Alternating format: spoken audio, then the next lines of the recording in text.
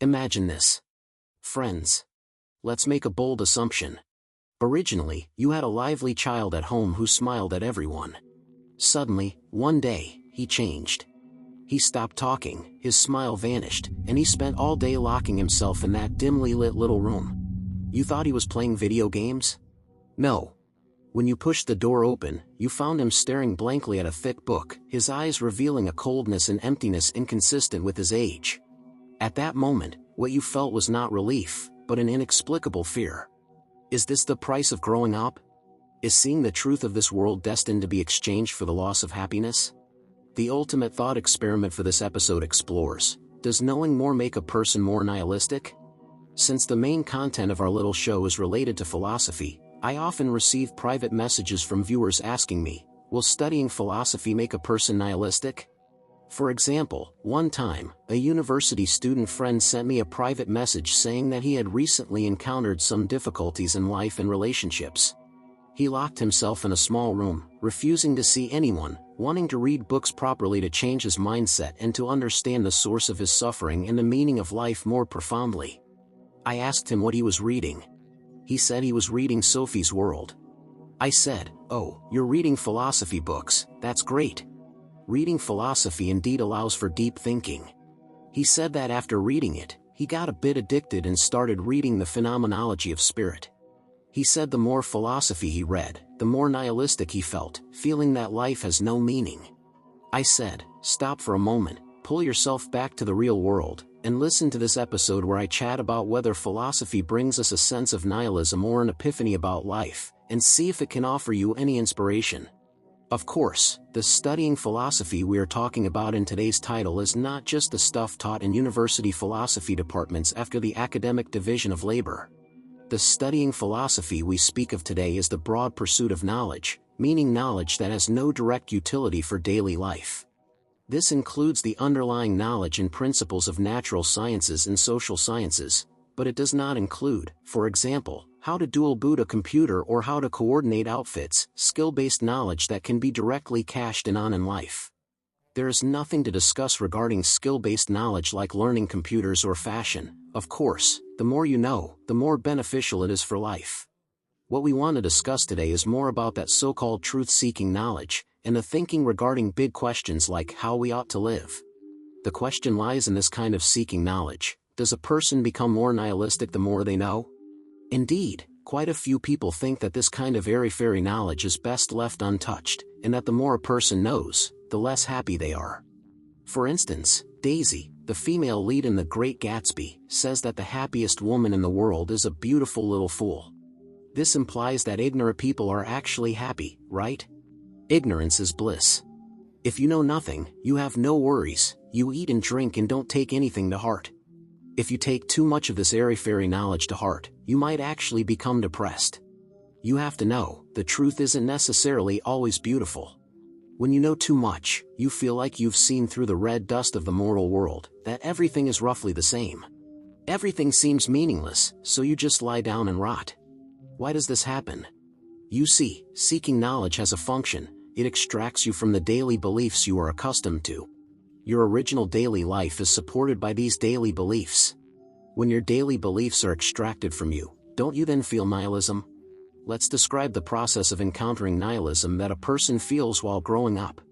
As I grew up, I began to read, study, and contact others, and I discovered that this world doesn't seem to be arranged specifically for me. I gradually discovered that I might be an extremely ordinary member of this world. First, after I turned 6 and went to primary school, I interacted with other children in the class and found out I was just an ordinary child. It turned out there was no essential difference between me and the other children. When I took history class, I discovered that whether it's a child in Japan or a child in the United States, we are all just children of a specific historical period in the 20th century. When I took biology class, I discovered that this history can be traced back tens of thousands, even hundreds of millions of years. I discovered that I, along with other children and all children in history, evolved from animals. It turned out there is no essential difference between me and other animals. When I took physics and chemistry classes, I discovered that this history can continue to be traced back more than 10 billion years. It turned out there is no essential difference between me and a stone or a cloud. In the end, I discovered that I am not special at all, I am essentially just dust. Knowing all this, I feel so nihilistic. Does this mean that with the expansion of our cognition, we will inevitably fall into nihilism? That is to say, we find that the world is just cold physical laws at work, and I have no sense of participation in it, no spiritual drive. Just living for the sake of living. Is it true that the more a person knows, and as a person grows, it is inevitably accompanied by the disintegration of purpose and inevitably accompanied by nihilism? You see, knowing too much makes people depressed, doesn't it? Moreover, learning philosophy and becoming nihilistic generally presents two symptoms. Becoming depressed is only one of them. The other symptom of nihilism is that after reading philosophy, the whole person becomes unhinged. I had a conversation with a philosophy professor from a certain university. The professor mentioned that when the philosophy department recruits graduate students, professional ability is one thing, but teachers also have to consider another point. Does this student feel a bit neurotic? Which is the unhinged person we just mentioned? Philosophy departments particularly attract unhinged people. He said that at the door of the philosophy department teachers' offices, there are often some strange people with disheveled clothes and bizarre appearances wandering around. For example, one time a strange person knocked and entered the office, claiming to have discovered the ultimate truth of the universe. He had concocted a giant truth system combining dialectics, phenomenology, Buddhism, Taoist thought, and quantum mechanics. Every time this comes up, I try to exonerate philosophy. I always answer, "Oh, this isn't philosophy's fault." It's not that learning philosophy makes people nihilistic, but that people first encounter nihilism in their own forms of life. And people who encounter nihilism are often prone to reading philosophy because they view philosophy as a solution to nihilism. So, it's not that studying philosophy makes people nihilistic, but that nihilistic people are prone to studying philosophy. This causal relationship must not be reversed. But what does my answer count for? I am not a philosopher. So today, let's look at the great philosophers in history and how they viewed the question of whether seeking knowledge makes people nihilistic. We have invited 4 philosophers today to answer this question.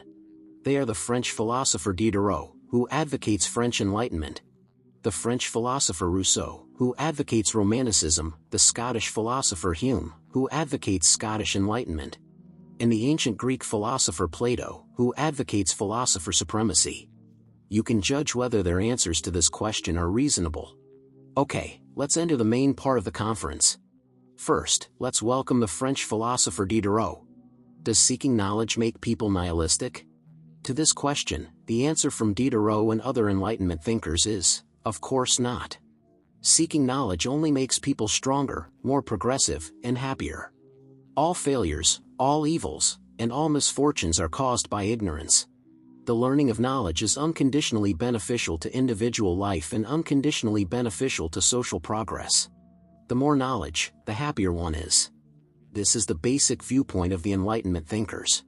Of course, we learned in history class that the so-called Enlightenment was a trend of thought with a relatively long history. Simply put, the Enlightenment was about opening up the wisdom of the people and encouraging everyone to learn more knowledge. Enlightenment means helping everyone break away from the state of ignorance and darkness. Although the Enlightenment is called a movement, unlike the Olympics, it didn't have a clear opening and closing ceremony. It didn't have a particularly clear start and end time. Some say the Enlightenment began in the era of Descartes and Newton and continued until the 19th century. Of course, this is inconclusive. Then, it is hard to choose who exactly is the representative of Enlightenment philosophy. When people mention Enlightenment philosophers, they mainly refer to Voltaire, Montesquieu, Diderot, La Mettrie, Condillac, Helvetius, d'Holbach, etc. This group was a bunch of philosophers active in Paris, France, in the 18th century. So how did they themselves view what the Enlightenment was? Actually, they didn't have that perspective of looking back at the Enlightenment. Because they were right in the eye of the storm of the Enlightenment. People who do things don't summarize history. History is usually summarized by later scholars. Regarding the question what is enlightenment, it was answered systematically and theoretically by a German philosopher, Kant, when the Enlightenment was nearing its end. Kant wrote an essay specifically answering what the Enlightenment is. Kant said, enlightenment is man's emergence from his self-incurred immaturity. Immaturity is the inability to use one's own understanding without another's guidance. This immaturity is self-incurred if its cause lies not in lack of understanding, but in indecision and lack of courage to use one's own mind without another's guidance. Sapere aude. This Latin phrase means, have the courage to use your own understanding. This is the motto of the Enlightenment. What does this mean? It means that when you encounter something in your own life, you have to use your own brain to come up with ideas.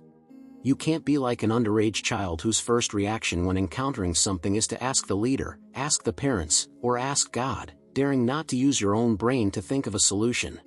So, what causes this reason for daring not to use one's own reason, this so-called underage, immature state? In Kant's view, it is not because of stupidity, but because of intellectual laziness. Mr. Kant said, laziness and cowardice are the reasons why such a large part of mankind, even after nature has long emancipated them from alien guidance, nevertheless gladly remain immature for life. And why it is so easy for others to set themselves up as their guardians. It is so comfortable to be immature. If I have a book that understands for me, a pastor who has a conscience for me, a physician who decides my diet, and so on, I need not trouble myself. I have no need to think, if only I can pay, others will take over the tedious business for me. So, according to Kant's statement, how would an Enlightenment thinker evaluate Daisy's ignorance is bliss statement in The Great Gatsby?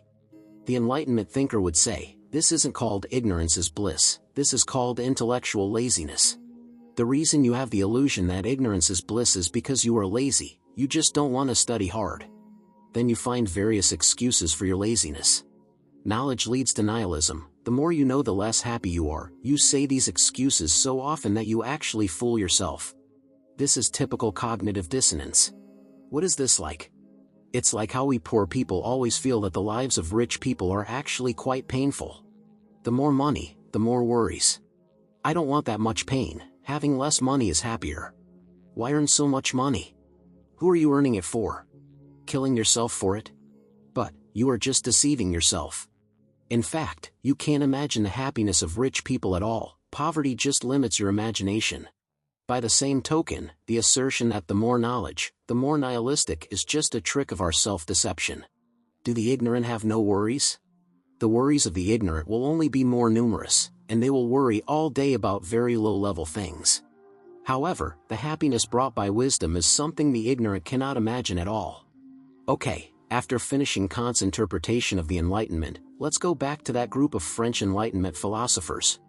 As mentioned before, there was a large group of French Enlightenment philosophers, Voltaire, Montesquieu, Diderot, etc. Why do we single out Diderot as a representative here? Is it because Diderot had some unique philosophical thought that can explain the spirit of the Enlightenment? Not really. Diderot's own philosophical thought didn't actually have much groundbreaking originality. Why choose him? This brings us to the essence of the Enlightenment. Actually, the focus of the Enlightenment was not on proposing philosophical theories, but on enabling knowledge to be disseminated among the common people. Simply put, the essence of the Enlightenment is to open up the wisdom of the people. So the focus of the Enlightenment was not scientific research, but popular science. We must know that although the scientific revolution had already occurred in Europe before the Enlightenment, that is, Galileo and Newton had already developed modern science. And continental rationalism and British empiricism were competing for attention. This scientific rationality was only a matter for a small number of intellectuals. What Galileo, Newton, and Descartes studied was unknown to most common people. At that time, common people were generally still in a state of ignorance and darkness. Actually, this situation has been the case since ancient times. Knowledge has always existed, but since ancient times, knowledge was only monopolized by a small number of intellectual elites. But now that the Enlightenment era has arrived, knowledge should no longer be monopolized by a small number of intellectual elites. The vast number of common people must learn knowledge and learn to use reason in their lives. Therefore, the essence of enlightenment lies in spreading the knowledge originally monopolized in the small circles of intellectual elites to the vast number of common people. So these French Enlightenment philosophers were not so much philosophers in ivory towers as they were the pop-sci influencers of that era. They wrote articles and published posts to popularize knowledge to the common people. The most representative among them was Diderot. Why? Because the set of encyclopedic dictionaries edited by Diderot was called the Encyclopédie. To use today's internet terminology, other influencers just produced content, but Diderot essentially developed a knowledge platform for the vast number of ordinary users. This encyclopedia encompassed all kinds of knowledge available at the time, including natural sciences, economics, philosophy, politics, literature, history, art, etc. The entire book consists of 28 volumes, with 71,818 articles and 3,129 illustrations. This encyclopedia was not written for fellow intellectuals, it was a popular science reading material written for the vast urban class. The articles in the encyclopedia were written by various knowledge influencers, including the aforementioned Voltaire, Montesquieu, and others. They were called the encyclopedists, equivalent to today's YouTubers or Redditors. But the operator of this platform was Diderot. Of course, Diderot also produced content on his own platform. Okay, after introducing the historical overview of the Enlightenment, a bunch of knowledge influencers doing popular science, let's briefly talk about what the ideals of the Enlightenment were. What kind of aspirations did Enlightenment thinkers hold that made them dare to assert that the more knowledge one has, the happier one is? The ideals of the Enlightenment can be summarized in three keywords: scientific rationality, humanism, and progressivism. Let's talk about scientific rationality first. Scientific rationality means that this world makes sense, and these principles can be explained clearly through scientific methods. Moreover, these principles that can be explained clearly by scientific methods are universally applicable, they are universal. So, we must learn this scientific knowledge. And we must use scientific knowledge and reason in our lives to replace superstition, dogma, divine revelation, or unreflected intuition. Furthermore, this scientific knowledge is not something you have to be born a noble to learn. Everyone has the seed of reason in their heart. As long as you study hard and overcome intellectual laziness, you can master scientific knowledge and use reason in your own life. This is the first ideal of the Enlightenment, scientific rationality. The second ideal of the Enlightenment is humanism. Humanism, simply put, is people-oriented. To use a quote from Kant, human beings must always be treated as an end, never merely as a means. You cannot sacrifice human interests to achieve other ends, for example, for the tribe, for the company, for the clan, for God, or for the state. Treating humans as tools is not acceptable. Humans are the ultimate end higher than all other ends. If you accept humanism, you must also accept egalitarianism, which means everyone is equal. Since humans are the ultimate end, there is no distinction of size between ultimate ends. All humans are ultimate ends, thus, people are equal. Therefore, slavery should not exist, racial discrimination should not exist, and there should be equality between men and women. These are the inherent meanings of humanism. Okay, having discussed humanism, let's look at progressivism. Progressivism means that as long as science continuously progresses and scientific knowledge is continuously popularized, and humanist concepts become more deeply rooted in people's hearts, then the direction of human history will inevitably develop towards a more progressive direction. People's lives will become happier and happier. This is progressivism. These are the basic ideals of the Enlightenment. Enlightenment thinkers would warn us not to be afraid of learning knowledge and to courageously use our own reason. Using Kant's words again, enlightenment is man's emergence from his self-incurred immaturity. Simply put, enlightenment is about letting the vast number of common people break away from the state of ignorance and darkness. That is all for the views on the Enlightenment. Having finished discussing the views of the Enlightenment, let's introduce Rousseau's views. If the friend mentioned at the beginning sent a private message to Rousseau, he would have really asked the right person. Right? Everyone knows Rousseau wrote a classic masterpiece on how to educate children called Emile, or on education. So, according to the ideas in Emile, how would Rousseau answer that friend? Rousseau would say, never hide in a small room all day learning scientific knowledge or engaging in philosophical speculation. These things will only corrupt your originally healthy and simple mind, turning you from an originally cheerful and enthusiastic person into a nihilistic one.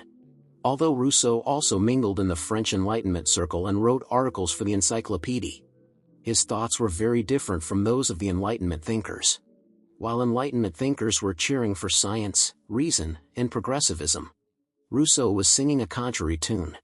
He believed that the more knowledge, the more depraved one becomes. Seeking knowledge does not make people live better. Reason suppresses people's good nature and is instead an enslavement of man. In fact, the first paper Rousseau publicly published answered today's question. Rousseau's first paper was titled Discourse on the Sciences and Arts. This paper was the prize essay topic of the Academy of Dijon at the time, which is the title of this article. That is, does the development of science and the arts help people live better? Rousseau's answer was, it does not. The development of these sciences, philosophies, literature, and arts only causes moral degeneration, making people's morals increasingly corrupt and lives increasingly unhappy. Rousseau believed that ever since people learned various kinds of knowledge, this person started to become hypocritical. They feel they are cultured people, and if they don't quote classics when speaking, it seems they can't communicate. They speak in sets of phrases, but what they say is all empty talk, all clichés. They only know how to use memes but have lost sincere communication. Moreover, this hypocritical state of not speaking human language causes people to lose their individuality. Everyone seems to be carved from the same mold. They have all become repeaters of empty talk and clichés. Rousseau believed that having knowledge makes people utilitarian, valuing only monetary worth.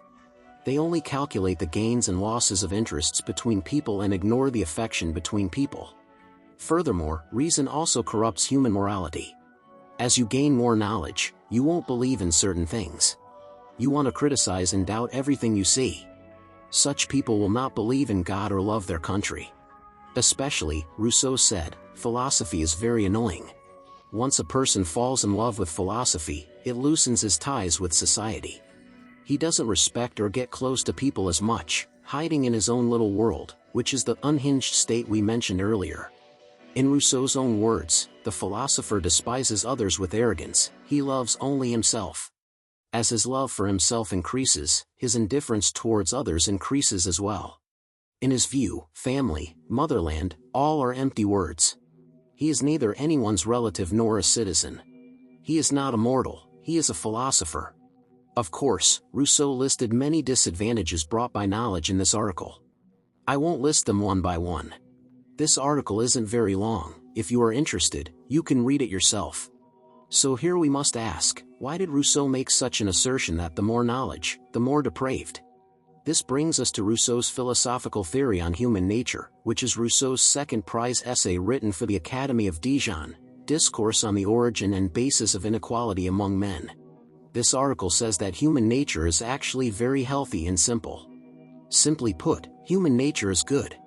All evils and inequalities in the world are caused by acquired civilization. What does this mean? Rousseau distinguished two states. He said that before humanity entered the civilized state, there was a state of nature. This state of nature is the state of human existence not yet polluted by civilization, similar to primitive people. Rousseau believed that humans in the state of nature had little knowledge and lived by two instincts bestowed by nature, self-preservation and pity. Because of self-preservation, we are good to ourselves. Because of pity, we are good to others. People at that time lived innocently. Although there were no mobile phones or Wi-Fi, there were no worries and no intrigue.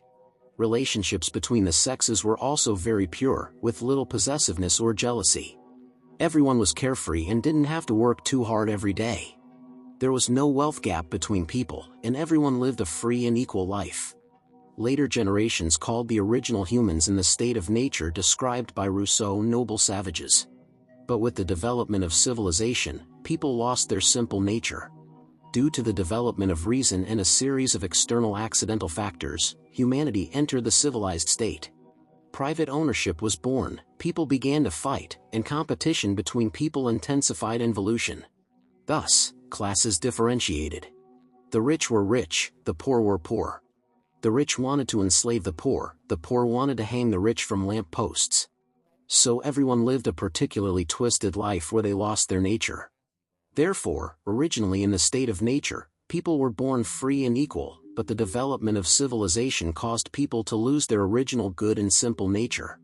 In Rousseau's view, nature and civilization are opposed, and nature is higher than civilization. This idea of Rousseau is very similar to the ideas of later Romanticism. We mentioned before that although Rousseau mingled in the French Enlightenment circle, his ideas were very different from those of the Enlightenment thinkers, and closer to those of the later German Romantics. So some scholars also say that Rousseau is the father of Romanticism. So what is Romanticism? Of course, this Romantic movement is mostly reflected in arts and literature, but if we speak from philosophical thought, Romanticism is largely a reaction against the Enlightenment. It says, you Enlightenment thinkers exalt scientific rationality and progress, but the result is shaping modern civilization into a technological civilization. The result is making people into robots. How so? The so-called scientific worldview exalted by the Enlightenment is mainly a Descartes-Newtonian mechanistic worldview. It is physics based on mathematics as the primary science, and then developing a large set of natural and social sciences based on this. Then outwardly it seeks to conquer nature and dominate nature, and inwardly it seeks to manage people scientifically. The result is the deterioration of our living environment, and technology dominating our lives. Spiritually, we have all become robots of industrial production. People have become utilitarian and numb, and we have also lost our spiritual home. Enlightenment thinkers would think that with the development of technology, humanity will become more and more progressive, and people's lives will become happier. But Romantics would ask, is that really so? A modern ordinary person can enjoy air conditioning and play with mobile phones. In terms of material objects, he is more convenient than an ancient emperor. But can we say that because the economy is developed, modern people are happier than people in the past? Romantics do not think so. So the aspiration of Romanticism is that we must return to nature. Of course, the so-called return to nature here does not mean we all have to go back to primitive society or move to deep forests to live. It refers more to a spiritual return to nature, returning to a simple emotional life. We shouldn't talk too much about reason, but talk more about human instincts and human emotions. Of course, Rousseau having this romantic thought does not mean he is advocating anti-intellectualism. Rousseau certainly also says that people should be well educated and grow constantly, which is why he wrote Emile. But the education Rousseau seeks is not like what Enlightenment thinkers say, asking everyone to open books and learn book knowledge. The education Rousseau speaks of is consistent with his theory of human nature. We mentioned before that Rousseau believes human nature is simple and good. So the function of education lies in bringing out this pure and good nature of humans. Therefore, the education Rousseau advocates is a so-called natural education. It is to let the child acquire knowledge through direct perception of the senses from the personal experience of life and practice. For example, Rousseau particularly recommends that children learn carpentry, because cultivating a person's hands-on ability is more beneficial to their physical and mental development compared to rote learning from books. Rote learning only twists and deforms our originally pure and good nature. Right? So if you just shut yourself in a dark room all day rote reading philosophy books, won't you read yourself into nihilism? Another point is that Rousseau is not against scientists doing scientific research, nor is he against philosophers engaging in philosophical contemplation. Rousseau is not against science and philosophy, he is against popular science. What does this mean? Because Rousseau believes that science and philosophy are matters for a small number of scientists and philosophers. Because true scientists and philosophers are not taught. They are not mass-produced. If you let people watch Discovery Channel or shows about shadow mythos from a young age, will they become scientists and philosophers when they grow up? No. True scientists and philosophers pop up on their own. Rousseau asked in Discourse on the Sciences and Arts, teachers are not needed for those whom nature destines to be her disciples. Francis Bacon, Descartes, and Newton, these teachers of mankind, never had teachers themselves. What teacher could have guided them to the heights their immense genius achieved? For the majority of people, they are not suitable for scientific research or philosophical contemplation. If you insist on force-feeding them philosophy or science, you will easily twist and deform their pure and good nature. You make people depressed or unhinged. Rousseau said in the text, a man who, for all his life, might be nothing but a stepping stone or a second-rate mathematician, might have become a great textile maker if he had switched to weaving. To use our modern words, why take the postgraduate entrance exam if you have nothing better to do, wasting your youth? Maybe if you ran a business well, like opening an Amazon store, you would have achieved financial freedom long ago, right? Rousseau does not oppose science, he opposes pop sci. Similarly, Rousseau does not intend to criticize intellectuals, he intends to criticize public intellectuals. Gongji means public intellectuals, those who attempt to make knowledge public, taking some knowledge to popularize and peddle to the masses. Actually, Rousseau is criticizing here the Enlightenment thinkers like Voltaire and Diderot. He's saying, you bunch of public influencers, in order to earn fame and profit, take some knowledge to bewitch people's hearts, spreading some vulgar, popularized versions of so-called philosophy to the market. This philosophy as a fashion not only cannot open up the wisdom of the people but will instead corrupt people's morals and destroy people's bright faith. Okay, this is Rousseau's view on the more knowledge, the more nihilistic. Simple summary, human nature is pure and good, reason makes people depraved. Blindly learning book knowledge will only corrupt people's pure and good nature. Do you think Rousseau's view makes sense? Okay, having discussed Rousseau's view, let's introduce how the Scottish philosopher David Hume would answer the question of whether studying philosophy makes people nihilistic. Hume would answer, no, it won't. If studying philosophy ruins a person, it's because you think too highly of philosophy. Philosophy doesn't have that much power. What do we mean by this? Let's start with Hume's philosophical thought. Actually, friends who have read a bit of the history of philosophy know that in the history of philosophy, Hume's philosophy has a very destructive effect. It is very deconstructive. A typical manifestation is that Hume deconstructed the universal necessity of causality. We know that natural science studies the causal relationships between things. For example, the sun comes out, and the stone gets hot. We would think that the sun's irradiation caused the stone to heat up. Sun irradiation is the cause, the stone heating up is the effect. This is a law of physics. Of course, if you want to give a more granular explanation, it is that the heat energy emitted by the sun accelerated the molecular motion of the stone. Anyway, no matter how you say it, if there is a cause, there must be an effect. Because, therefore, stands to reason.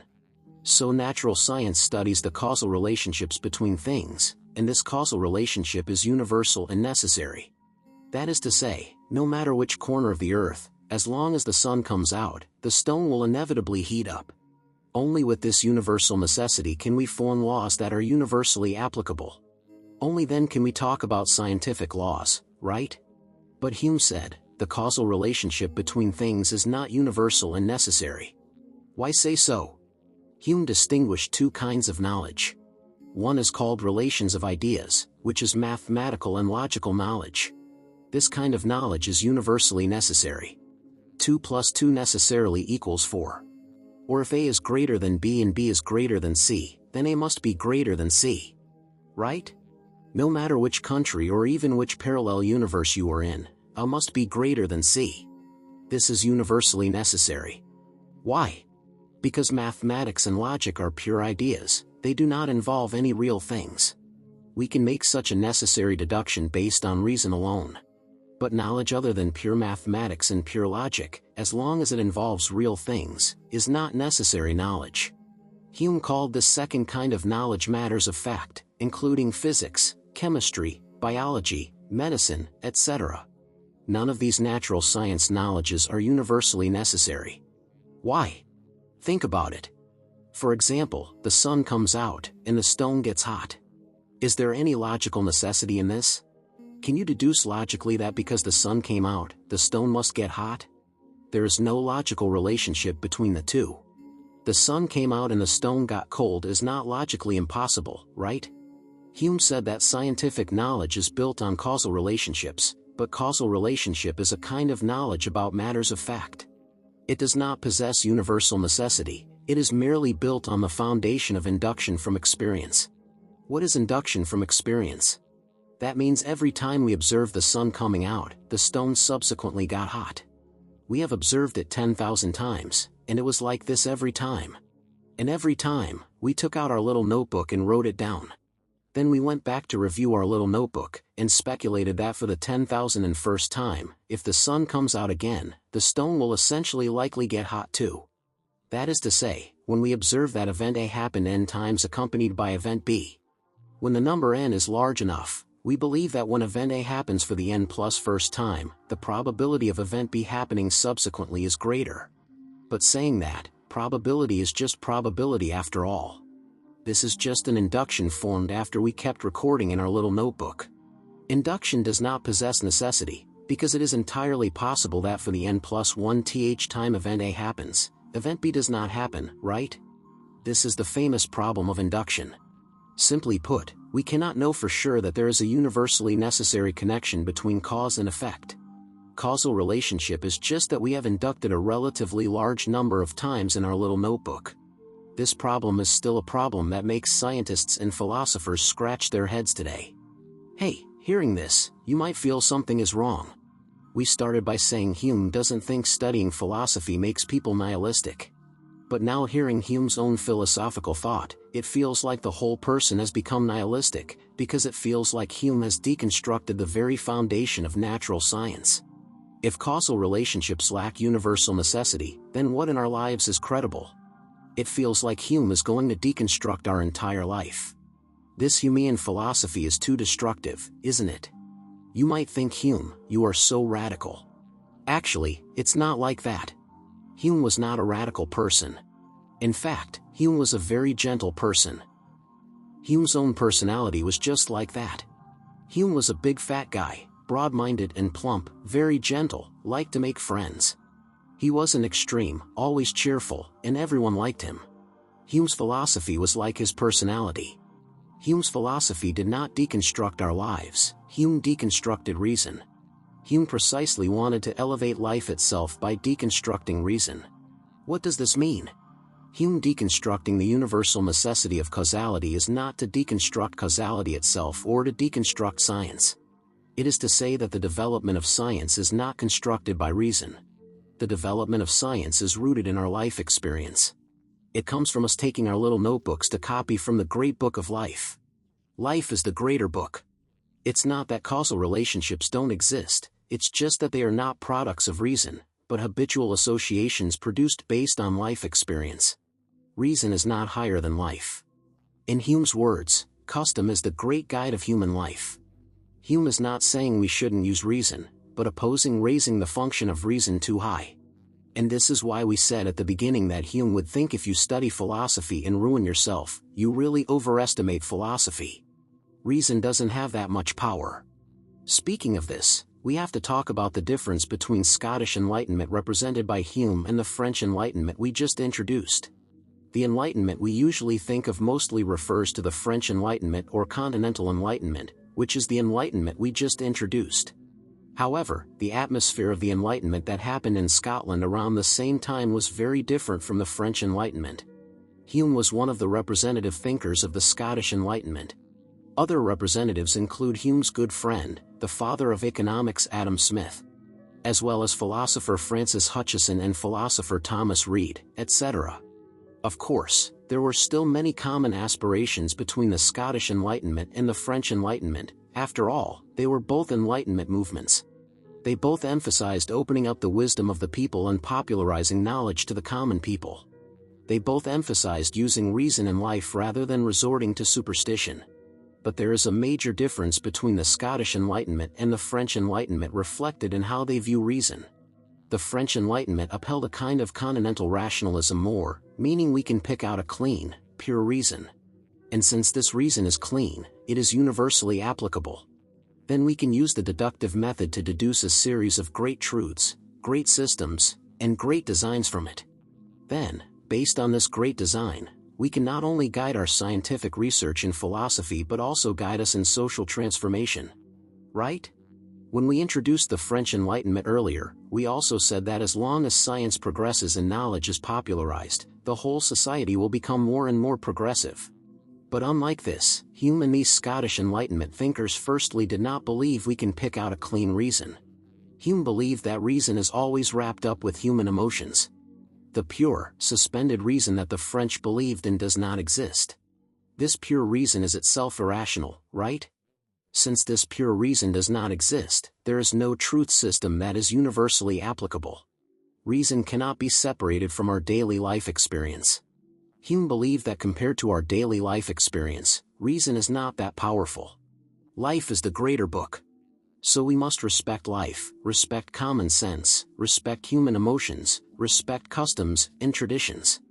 This different view on reason between French Enlightenment and Scottish Enlightenment is actually rooted in the difference between European rationalist philosophy and British empiricist philosophy at that time. European rationalism emphasized the deductive method. As long as we hide in a small room and use our reason well, we can construct a truth system through deduction.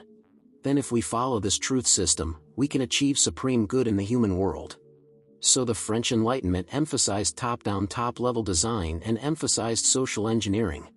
The Scottish Enlightenment respected British empiricist philosophy more, emphasizing the inductive method, and emphasizing respecting life and common sense more.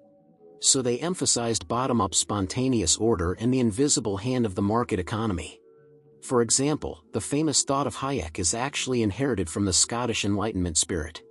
That is, opposing the conceit of reason, opposing scientism, emphasizing the uncertainty of life, emphasizing spontaneous order and the invisible hand of the market. These are the spirits of the Scottish Enlightenment.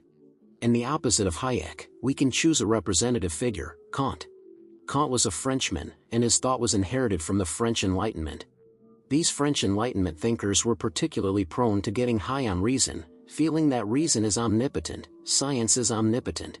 So this created a paradox. Enlightenment itself emphasizes breaking superstitions. Yes, you initially broke the superstition of religion, emphasizing using one's own reason in everything. But now you have pushed reason itself onto the altar. You just got over God, and now you are getting high on reason. This reason intoxication of the French Enlightenment made the French Enlightenment more radical, while the Scottish Enlightenment was relatively more steady. So the Scottish Enlightenment gave birth to British conservatism. And this conservatism does not mean advocating for corrupt and backward ideas. Conservatism, simply put, is what Hayek called opposing the conceit of reason, not getting high easily, not creating a great design at the drop of a hat and then carrying out overall social transformation that infringes on people's freedom. So British conservatism conserves the tradition of freedom. In contrast, some say the violent French Revolution was the consequence of the French Enlightenment. Of course, whether the French Enlightenment caused the French Revolution is controversial. But at least it can be said that the French Revolution shared the French Enlightenment's view on reason, a clean reason from which great truths, great systems, and great designs can be deduced, and based on which overall social transformation can be carried out. That is a kind of reason intoxication. Everyone knows that once you get high on something, whether it is superstition of God or intoxication with reason, once you get high, the next step is disillusionment. Intoxication and disillusionment are two sides of the same coin. Have you noticed that the Enlightenment thinkers who cheered the loudest for Enlightenment back then and the postmodernists who cried the mournfulest for Enlightenment later were almost all French? And this postmodernism, simply put, is opposing modernity.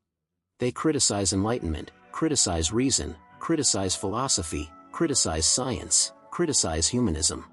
Thinking modernization is sinful, philosophy is dead, science is dead, all knowledge is just a kind of discourse.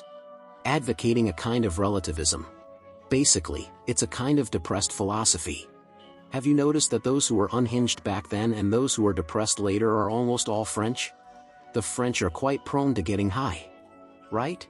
The French Enlightenment thinkers back then shouted "Long live scientific rationality and progress," and then became unhinged, falling into a theological love and construction of reason. But all theology must eventually be disillusioned. After disillusionment, it becomes direct nihilism. So French postmodernism arrived, right? You were the ones who loved Enlightenment the deepest back then, and you are the ones who hate Enlightenment the most earnestly later. What is this like? This is like how the simp complex and the misogynist complex are two sides of the same coin. It's like when you loved your goddess to death back then, thinking she was good in every way, not only beautiful but also brilliant. Then you fantasize that as long as I am with the goddess, everything will be fine. However, when you are really with the goddess, you find out that life has not entered a state of supreme good. The whole person becomes disillusioned and then nihilistic, and never believes in love again. So, people, don't get high easily. Don't be superstitious about anything, whether it is superstition of God or superstition of science. Once you are superstitious, you become unhinged. The next step after being unhinged is depression, and never believing in love again. Look at the later successors of the Scottish Enlightenment, for example, Hayek and the others. They didn't become nihilistic. They didn't lie on the ground later saying philosophy is dead, science is dead. Because their predecessor, Hume, never had superstition from the start. If you are not superstitious, you won't be unhinged. If you are not unhinged, you won't be nihilistic. Right? You studied philosophy and ruined yourself because you were too superstitious about philosophy in the beginning. Take it easy, philosophy isn't that powerful. We still have to respect life, respect common sense, respect emotions. Using Hume's original words, most fortunately it happens, that since reason is incapable of dispelling these clouds, nature herself suffices to that purpose, and cures me of this philosophical melancholy and delirium, either by relaxing this bent of mind, or by some avocation, and lively impression of my senses, which obliterate all these chimeras. I take part in a hearty game, I dine, I converse, and am merry with my friends, and when after 3 or 4 hours' amusement, I would return to these speculations, they appear so cold, and strained, and ridiculous, that I cannot find in my heart to enter into them any farther. So in Hume's view, should we still engage in philosophical speculation? Since we have to respect life and emotions, and since we have the real joyful experiences in life, why do we still need philosophical speculation? Hume believed we should still engage in philosophical speculation. But the function of philosophical speculation lies not in constructing some truth system, but precisely in avoiding superstition of any dogma. Avoiding getting high. So philosophical speculation, in Hume's view, is a kind of mitigated skepticism. It is maintaining moderate doubt and criticism towards various dogmas, whether religious dogmas or scientific dogmas. Note that it is moderate skepticism. Moderate skepticism is not nihilism. Moderate skepticism is precisely to respect life and avoid falling into a state of intoxication. To use our modern words, Hume's philosophy is critical thinking. This philosophy is the antidote and sobering agent for all illusions. Did you know that Kant was also an intoxicated boy back then, that is, a metaphysical dogmatist? It was precisely taking this dose of antidote from Hume's philosophy. In Kant's own words, it interrupted his dogmatic slumber. So if you study Hume's kind of philosophy, which is this critical thinking, then you certainly won't study yourself into being unhinged or nihilistic. Hume's philosophical speculation can instead allow people to gain a kind of spiritual pleasure. In Hume's original words, if we are philosophers, it ought only to be upon skeptical principles, and from an inclination, which we feel to be employing ourselves after that manner. Where reason is lively, and mixes itself with some propensity, it ought to be assented to. Where it does not, it never can have any title to operate upon us. This means that philosophical speculation is something that makes one's mood pleasant. Right? It's just speculating every day, with no other idea, just for the pleasure of the mind. Okay, this is Hume's answer to the question of whether studying philosophy makes people nihilistic. Do you agree with his view? Okay, having finished Hume's view, let's introduce Plato's view. How would Plato answer the question of whether studying philosophy ruins a person? Plato would say, this question is relatively complex. Let's troubleshoot it point by point. First, in Plato's view, philosophy is of course a good thing. We know that the word philosophy comes from ancient Greek, philosophia, which translates directly to love of wisdom. So people who study philosophy are philosophers, or lovers of wisdom. Philosophical contemplation is the happiest thing in the world. You must know, in Plato's view, philosophy is the highest thing, the best thing. It can even be said to be the ultimate goal of human civilization. Didn't Kennedy say, "Ask not what your country can do for you, ask what you can do for your country"? Applying this sentence structure, Plato would say, ask not what philosophy can do for the city-state, but ask what the city-state can do for philosophy. Because philosophical contemplation is the ultimate goal of life. So all efforts of the entire human society are to allow human civilization to spark the fire of philosophy. Philosophy is the best thing in the world, so philosophers are the best people in the world. This kind of person is the wisest, happiest, most excellent, and easiest to get along with. This kind of person should be king. This is also the famous concept proposed by Plato, the philosopher king. A city-state where a philosopher is king is the ideal city-state, the so-called republic. So since philosophy is so good, Should we advocate that everyone studies philosophy and everyone is called a philosopher? Plato's answer to this is, no. Engaging in philosophical contemplation and exploring truth is indeed the thing that makes people feel happiest. But this is only for a small number of philosophers with developed intellects. For the majority of people, truth is actually harmful. For the majority of common people, exploring truth will not only not make them happier but will make them nihilistic. Why? This is because in Plato's view, people are unequal in terms of intellect. Exploring truth is the happiest thing for a small number of philosophers with developed intellects. But for the majority of the populace with undeveloped intellects, truth is terrible. Plato proposed a famous allegory of the cave. He said that truth is like the strong light shining directly from the sun. For the majority of people with insufficient intellect, they are equivalent to living in a cave for a long time. Letting them contact truth is like a person who just walked out of a cave looking directly at the strong light shining from the sun. This will burn his eyes instead. You must know, the concept of everyone is equal only came into being after the Enlightenment, or at most after the spread of Christianity. Although Enlightenment thinkers also said some people are ignorant, and Enlightenment thinkers also said ignorance is bad. But Enlightenment thinkers believed everyone has the seed of reason in their heart. As long as you study hard and overcome intellectual laziness, you can become an intellectually mature person who has broken away from the state of ignorance. But in Plato's view, due to the difference in endowments between people and due to luck, not everyone can easily climb the ladder of wisdom through simple effort. The intellect of the majority of people is not suitable for loving wisdom and seeking truth. It's like if you insist on training someone who pants after running 10 meters to be a soccer player, can he play? If you really spread philosophical speculation to the outside world and give it to a person with no intellectual capacity to learn, once they touch philosophy, they might feel they have seen through everything, believe in nothing, and become nihilistic. This is detrimental to the unity of the city-state, because the unity of the city-state requires the faith of the citizens. For people with insufficient intellectual capacity, philosophy is the destruction of the political faith of the city-state. Moreover, this is also detrimental to the philosophers themselves. Because the common people will feel that philosophers are doing these airy-fairy things all day, corrupting the political faith of the city-state. Insisting that the world outside the cave is the real world. These people are so annoying, let's kill him. Wasn't Socrates killed like this? So philosophical inquiry can only be confined to the small circle of philosophers. This matter cannot be spread casually. Philosophy is not a high-traffic thing. Philosophy cannot achieve user-base sinking. So the things a small number of philosophers care about and the things the vast public cares about must be distinguished. Plato thus distinguished two kinds of intellectual objects. One is called truth, and one is called opinion. Truth is the object of philosophers' inquiry. Opinion is some beliefs that the majority of common people are accustomed to holding. Opinions are one-sided, but they are beliefs that make people comfortable. So does this mean that the top philosophers explore truth quietly in the Love Wisdom Club and ignore the common people? Just let them fend for themselves, let them indulge in opinions all day, swipe through a few short videos all day and that's enough? It's not like that either. Didn't we say before that philosophers should be kings, become philosopher kings? Then after the philosopher becomes king, in the Republic, the philosopher cannot ignore the common people.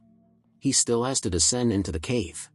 At this time, the philosopher still has to speak to the common people, but what is said to the common people at this time is a so-called noble lie. Calling it a lie means that the philosopher cannot be too honest and spread the truth directly to the populace. So the noble lie is not truth, it is still just opinion. But it is a noble opinion because it is an opinion beneficial to the public life of the city-state. So here, is Plato advocating that lying is right? Of course not. This is not a simple moral question. Rather, it means that only those who are intellectually developed are qualified to tell, and tell well, the noble lie. What does this mean? You must know that in the view of ancient Greek philosophers, virtue is knowledge.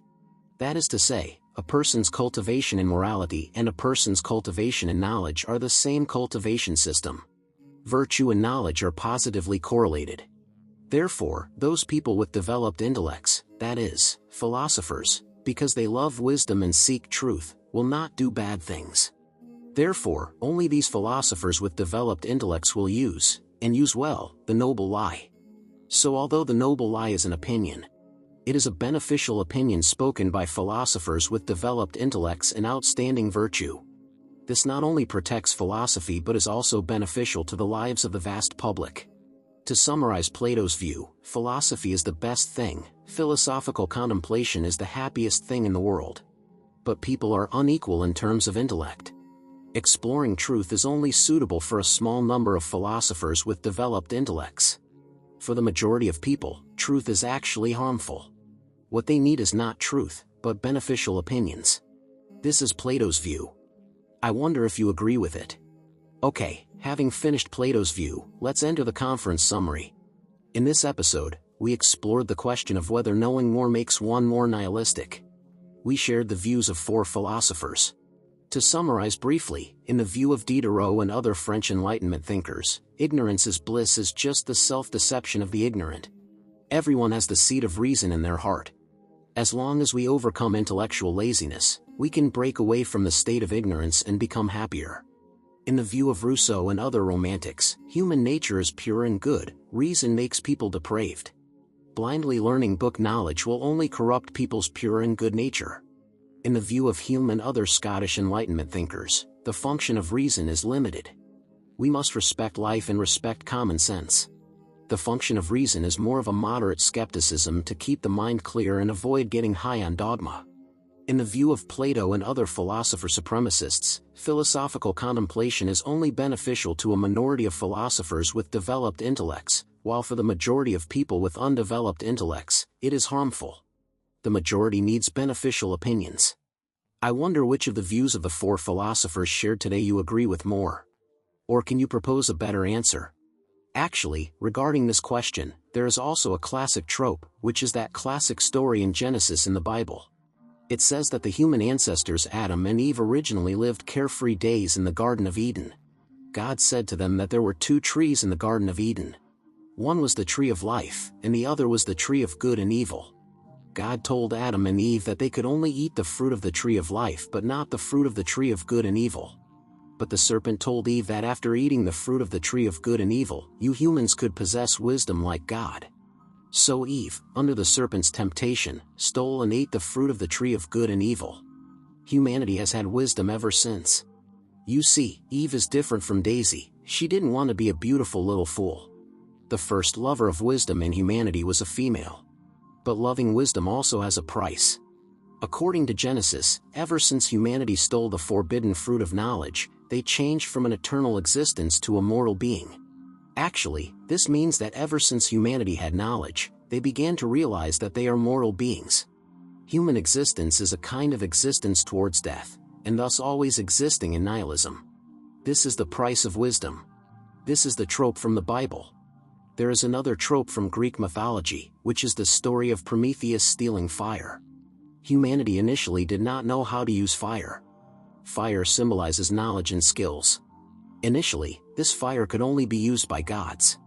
And a Titan god, Prometheus, out of love for humanity, stole the tinder from Zeus, the king of gods, and spread it to the human world. Humanity has since mastered the knowledge and skills of using fire and began to possess abilities previously only possessed by gods. Since then, people no longer need to depend on gods. In this sense, Prometheus was the first to spread the knowledge originally possessed only by gods to humanity out of universal love for humanity. Of course, Prometheus was punished for this. Zeus chained him to the cliffs of the Caucasus Mountains. He sent an eagle to eat his liver every day, and let his liver grow back every day. So he had to endure the pain of having his liver pecked by an eagle every day. Humanity also suffered Zeus's punishment. Zeus sent Pandora to the human world. Since then, humanity is destined to face death and endless labor, but with a fate of holding on to hope. This myth of Prometheus was originally created by the ancient Greek poet Hesiod. Hesiod was a writer even earlier than Homer. He was the first writer in ancient Greece to have a real name, so this myth of Prometheus actually existed very early on. Of course, the myth of Prometheus has been reinterpreted or adapted by many later thinkers, including Aeschylus, Plato, Goethe, Nietzsche, and Marx. In Hesiod, Prometheus was more of a rebel who destroyed the order between man and God and caused the separation of man and God. But in later thinkers, Prometheus increasingly became a human liberator who dared to overthrow the tyranny of gods. Different interpretations may depend on how different people view knowledge and enlightenment. What is your view on this? You are welcome to join the philosophers in the discussion of this thought experiment. Their views have been expressed, now it's your turn to speak. Please publish your views in the comments section below the video. Thank you for watching this episode. I believe you, like me, are a person who loves thinking and loves life. If you liked it, please like, subscribe, and share. This is very important to me. Thank you very much. Looking forward to seeing you next time.